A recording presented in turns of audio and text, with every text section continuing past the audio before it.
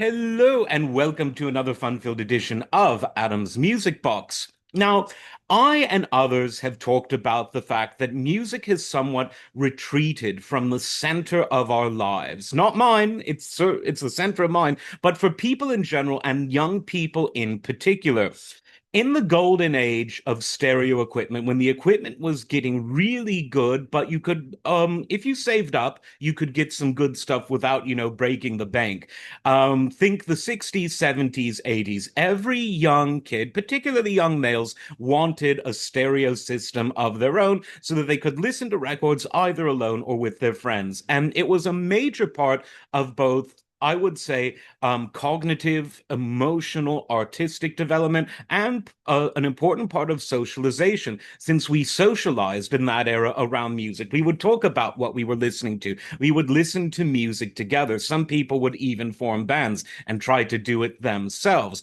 And music has somewhat retreated from that central position. It's gone into something that is now more about an underscore, whether for a video game, a TikTok video, or for something else. And the relationship between politics and music has always been interesting. Politicians have always had campaign songs, at least since the 19th century.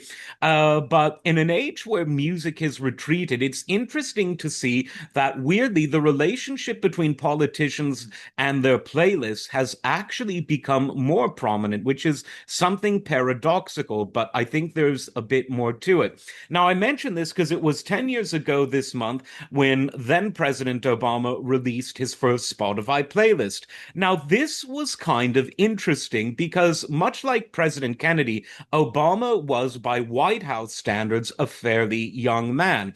Now, all presidents have invited musicians to the White House. Jimmy Carter was, of course, very close to the Allman Brothers and Johnny Cash.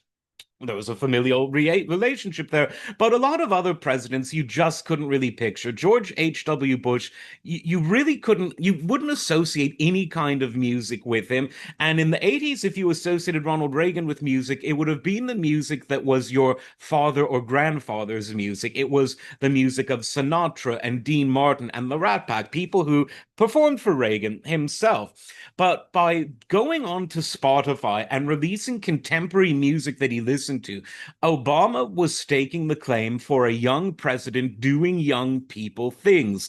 Only young people things in 2015 didn't involve music as much as young people things did in 1975, 1985, or even 1995, arguably even then 2005.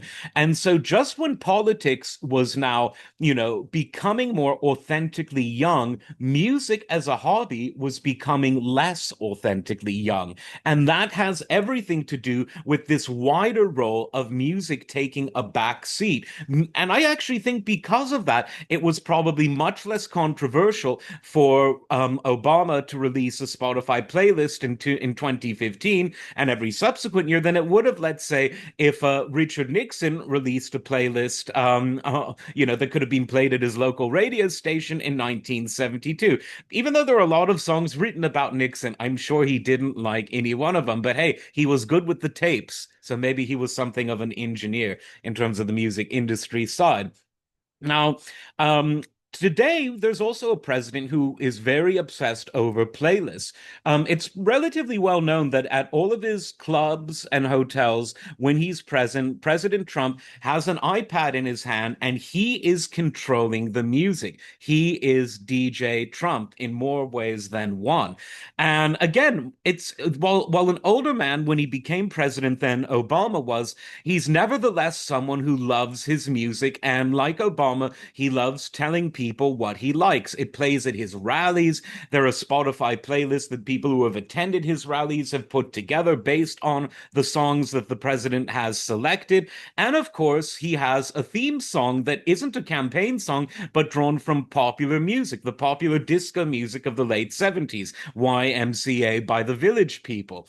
Now, none of these things have changed the role of music in terms of young people's lives, whether it's Obama, who who was seen as sort of the millennial favorite, the youth of that era, or the increasingly right-leaning young men of today who are either Trump supporters or to the right of Donald Trump. The musical aspect of it isn't really landing, which I guess goes to show that there really are some things too big for even a president to do, whether a Democrat or a Republican. Now, technology has always played an important part in the delivery of music. And it was when, as I said, the technology got really good, but also comparatively affordable, that more and more young people took ownership of the music listening experience, both in terms of their individuality and in terms of their socialization with others. This wasn't true when you had one family radio, if you were lucky, that was huge, and it was dad who was controlling it. That would have been sort of the 1920s and the 1930s. Even fewer people could afford a radio because of the Depression. But again, this 60s, 70s, 80s into the 90s era was a unique era where popular music had a very direct physical relationship in terms of the listening process with young people that it just doesn't today. And no matter who promotes it, you just don't see it. And I think another thing, speaking of politics, that has divorced a lot of things from music is that a lot of news programs are totally music free, while TikTok videos about every subject imaginable have various musical underscores.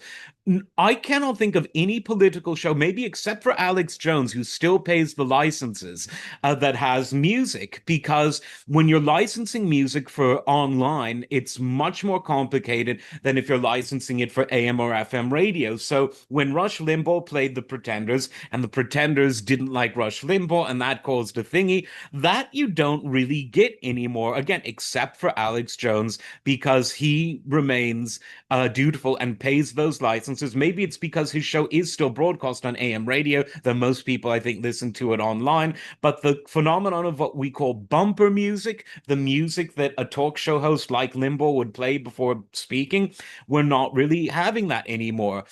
So out with the AM radio, in with the playlists, but it isn't really moving the needle. Should it? Do you like Obama's music? Do you like Trump's music? Do you think it's stupid that presidents have playlists? Let me know what you think in the comments. And as always, like, subscribe, and we'll see you next time. Take care.